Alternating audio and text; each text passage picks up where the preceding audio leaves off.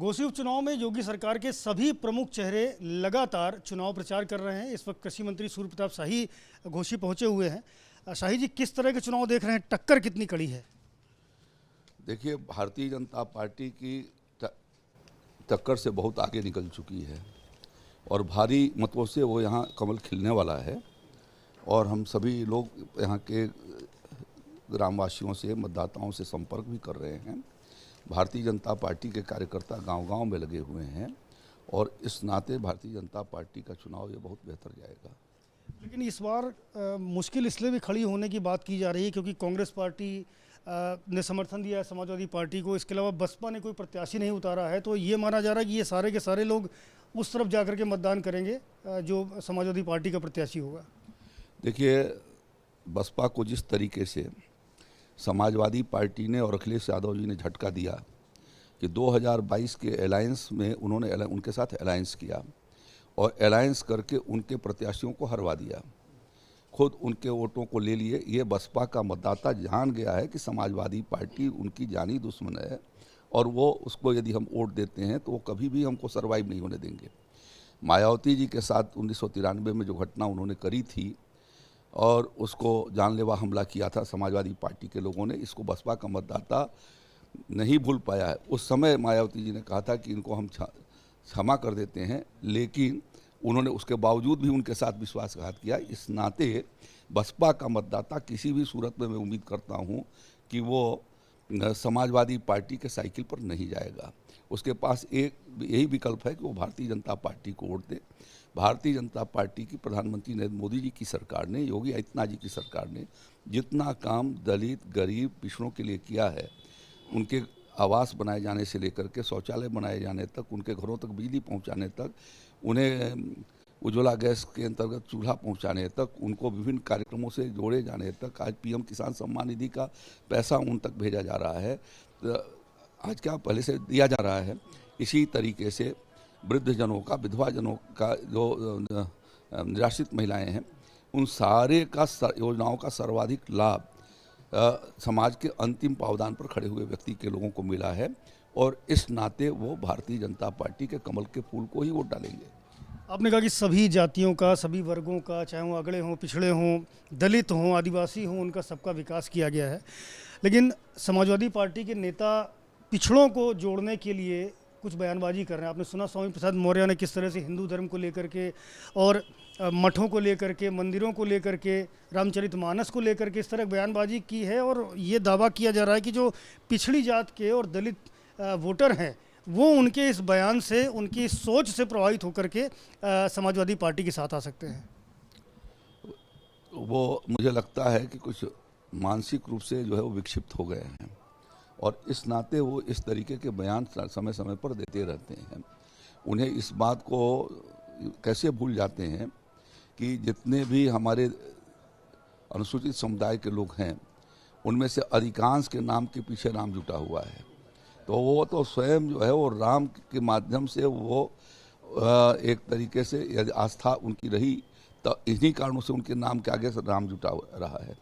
और अभी भी उसको बाबू जगजीवन राम जी, शिवपूजन राम जी आदि तमाम प्रकार के जितने भी नेता हैं या ग्रामीण क्षेत्रों के भीतर रहने वाले लोग हैं, उनके आगे नाम राम जुटा हुआ है।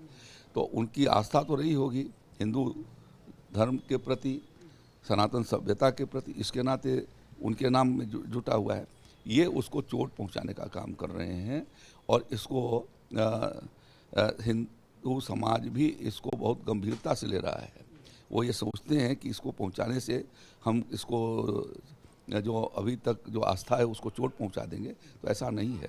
भारत की आस्था गहरी है और सारे लोग इस भारतीय सनातन आस्था के प्रति वो प्रतिबद्ध हैं और इस नाते आज भी सारे धार्मिक त्योहारों के भीतर वो रुचि लेकर के हिस्से बटाते हैं।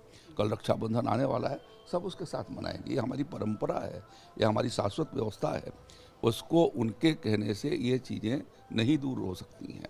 वो भ्रम पैदा करने की कोशिश कर रहे हैं और एक तरीके से फ्रस्ट्रेट हो गए हैं। चीज़ और मैंने यहाँ पर महसूस किया, लोगों से बातचीत भी करी, तो उनका ये कहना है कि जो दारा सिंह चौहान हैं या ओम प्रकाश राजभर हैं, अभी 2022 में ये सब लोग समाजवादी पार्टी के साथ मिल करके चुनाव लड़ रहे थे और अब ये एनडीए के साथ, बीजेपी के साथ जुड़ चुके हैं। कि ये एक नाराज़गी भी लोगों की स्वाभाविक तौर पर निकल के आने की बात की जा रही है, तो नहीं लगता कि कहीं ये नाराज़गी थोड़ी सी मुश्किल पेश कर रही है? ये समाजवादी पार्टी ने इस तरीके की अफवाह पैदा कर रखी है। वो जानते हैं कि जो यहाँ से सीट 2022 में जीते थे वो ओम प्रकाश राजभर और दारा सिंह चौहान के मतों से जीते थे। आज वो मत अलग हो गए हैं तो उनके पास बचता क्या है? तो उनको तो 50,000 वोटों से हारना है। आपने गठबंधन का भी जिक्र किया। गठबंधन के लिए 2024 के चुनाव के लिए जो गठबंधन बना है इंडिया, उसके लिए कहा जा रहा है कि ये पहली परीक्षा है, क्योंकि कांग्रेस पार्टी ने समर्थन खुले तौर पर दिया हुआ है। अखिलेश यादव उपचुनाव से परहेज करते हैं, उपचुनाव में प्रचार करने से, लेकिन यहाँ पर वो आज ही यहाँ रैली करने आ रहे हैं, कार्यक्रम करने आ रहे हैं।